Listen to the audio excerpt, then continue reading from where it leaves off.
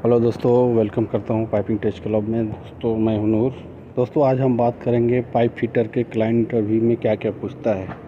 तो आइए दोस्तों वन बाय वन बताते हैं।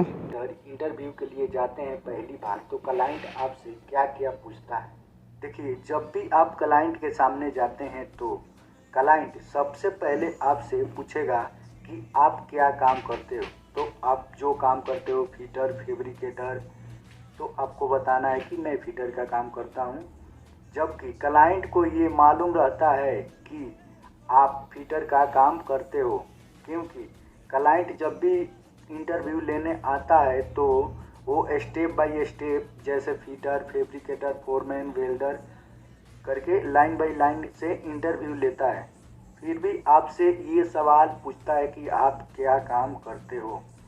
तो आप जो काम करते हो, फिटर, फैब्रिकेटर, आप बता सकते हैं। और आपसे पूछेगा कि आप कितना साल से काम करते हो, तो आपको मिनिमम 5 साल का बताना है। और जो भी आप कंपनी में काम किए हैं वो भी बताना है कि जिस जिस कंपनी में आप काम किए हैं वो आपको याद रहेगा तो वो और अच्छा है। क्योंकि ये कभी हो सकता है कि क्लाइंट आपसे ये भी पूछ देगा कि ये कंपनी में आप कब काम किए थे, तो ये आपको याद होना चाहिए।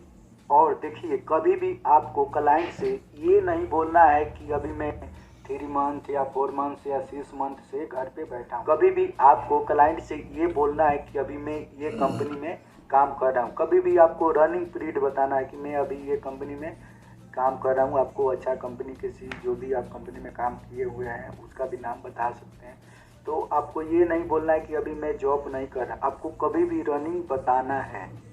देखिए, आप कहीं भी काम करने के लिए जाते हैं तो सेकंड में आपसे पूछेगा कि क्या आपको ड्राइंग देखना आता है। तो आप बोल सकते हैं कि हाँ, हमको ड्राइंग देखना आता है। आप ड्राइंग से हमसे पूछ। ड्राइंग कितने प्रकार के होता है? Isometric drawing, GAD drawing, general arrangement drawing, PNID, piping and instrument drawing, plan drawing. आप इसमें से 2 या 3 का नाम बता सकते हैं। और देखिए, आपको एक भी सवाल मिस नहीं करना है। पाइप फिटर के काम करने के लिए कौन कौन सा टूल्स चाहिए? Measuring tape, scale, right angle, water level, centre punch, speed level, hammer. आप इसमें से 3 या 4 का नाम बता सकते हैं। और वीडियो से आपको थोड़ी सी भी मदद मिलती है तो हमारे चैनल को लाइक करिए और शेयर करिए और सब्सक्राइब कीजिए। आइसोमेटिक ड्राइंग में कितना दिशा होता है? तो 6 दिशा होता है।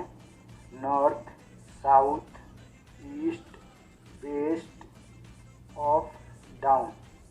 ये आपको याद रखना है। आपको सिंबल भी बनाने को बोल सकता है तो आप सिंबल बना सकते हैं। फ्लेंच कितने प्रकार के होते हैं?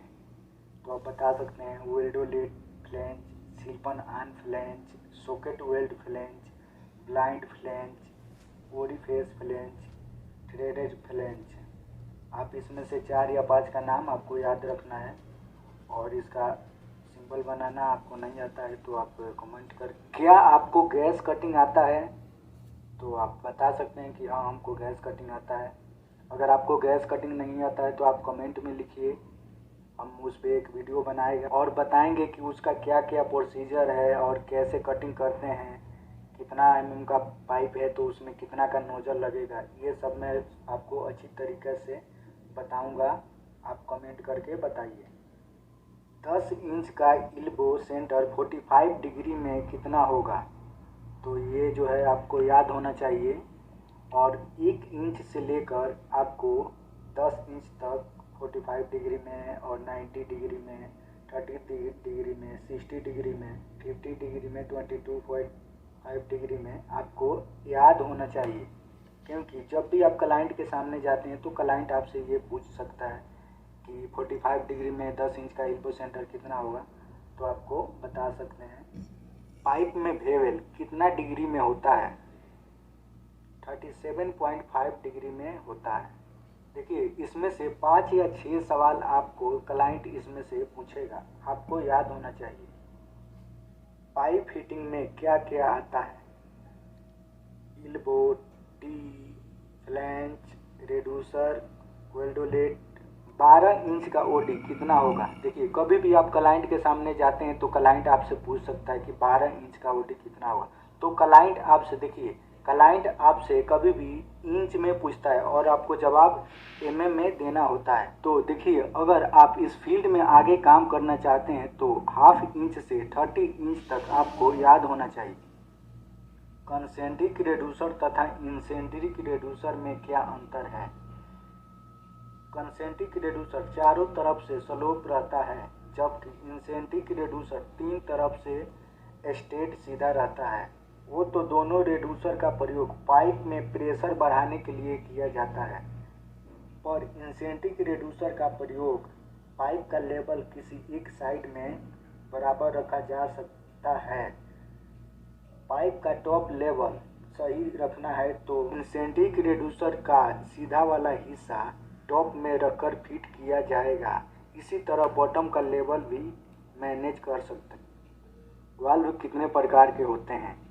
Gate valve, ball valve, globe valve, control valve, check valve. आपको इसमें से 4 या 5 का नाम बताना होगा। आइसोमेट्रिक ड्राइंग कितना डिग्री में होता है, तो आप बता सकते हैं 30 डिग्री में होता है। आइसोमेट्रिक ड्राइंग में कितना रोलिंग होता है। Horizontal rolling, vertical rolling. क्या आपको मेजरिंग टेप देखना आता है, तो आप बता सकते हैं। हम कहते हैं जैसे में 1 mm में 0.03937 इंच होता है, 1 फुट में 304.8 mm होता है। ऐसे ही आपको ये सब याद रखना है। और हमारे चैनल पे आप नए आए हैं तो हमारे चैनल को लाइक करके और सब्सक्राइब कर लीजिए, साथ में बेल आइकन को प्रेस कर लीजिए ताकि जब भी मैं वीडियो अपलोड करूं आपके पास नोटिफिकेशन। दोस्तों मेरा वीडियो अच्छा लगा तो कमेंट, लाइक और सब्सक्राइब शेयर ज़रूर कीजिए। Thank you. नेक्स्ट वीडियो में